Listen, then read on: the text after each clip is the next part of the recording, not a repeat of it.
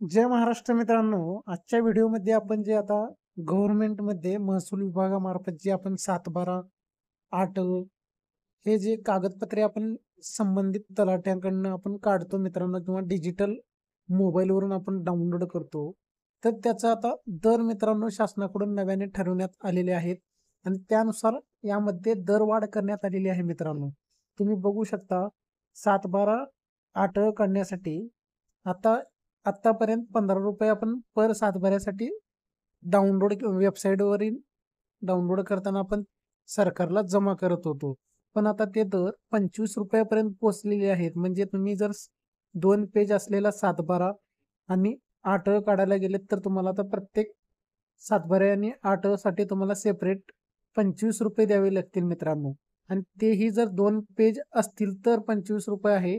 त्यानंतर तिसरं पेज जर ॲड झालेलं असेल म्हणजे तिसरं 3 पेजचं जर तुम्ही 7/12 काढत असाल तर मित्रांनो तुम्हाला ₹2 एक्स्ट्रा द्यावे लागतील म्हणजे ₹27 पडतील.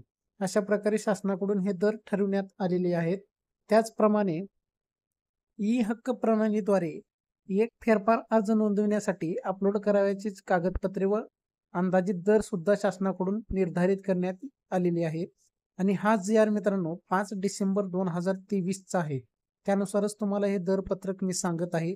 ई करार तसेच वारस नोंद, बोजा कमी करणे यासाठीचे दाखलेला किंवा कागदपत्रे लागतात.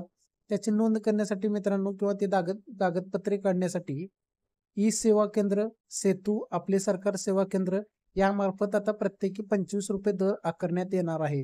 अशा प्रकारे एक महत्त्वपूर्ण शासनाकडून निर्णय घेण्यात आलेला आहे आणि दर एक ₹10 वाढवण्यात आलेले आहेत मित्रांनो. धन्यवाद.